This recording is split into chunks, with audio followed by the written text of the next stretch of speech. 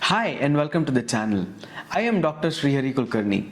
So in this video, I'll be trying to build something called as an ionic thrust engine.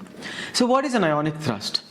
Unlike the normal combustion engine where the fuel is combusted and exited through the nozzle, ionic thrust follows a concept where the ions traveling from the positive to the negative electrode is going to bounce along and hit the air molecules and accelerate the air molecules in the direction of the flow of current. So what exactly does it do and how does it happen? Let's see by building one. So what all do we need to build an ion thrust? The first and foremost is our high voltage generator. The high voltage generator takes in 3 to 6 volts of electricity through this end and brings out thousands of volts of electricity through the other end. We'll be needing a pointy negative end. For that we'll be using an aluminum foil tape.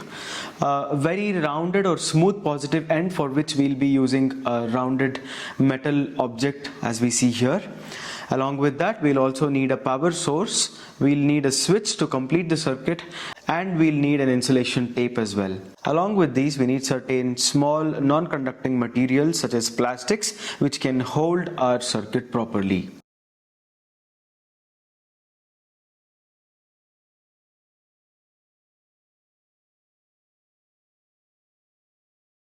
So let's get on with the build.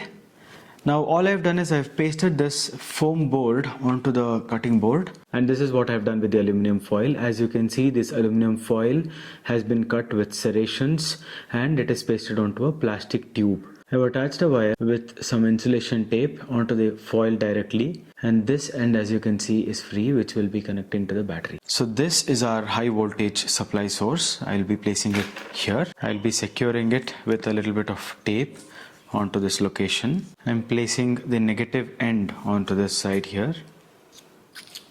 So for the positive end, after doing a lot of research, I decided that I should stick to the ring, and this is just a normal keychain ring. I've attached a wire to that, so we'll be placing it in line with the negative end and approximately giving a 1.5 to 2 centimeters gap.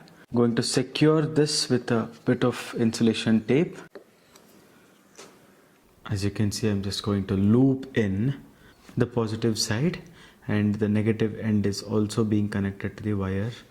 So as you can see, the positive end is connected to one end of the high voltage generator, whereas the negative end is connected to the other end of the high voltage generator.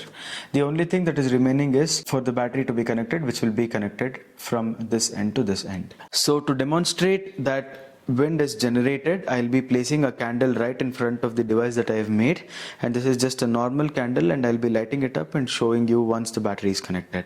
What you are seeing as purple color is actually plasma, which is generating the ionic wind, and as you can see, the flame is getting blown away by the wind that is generated from this device.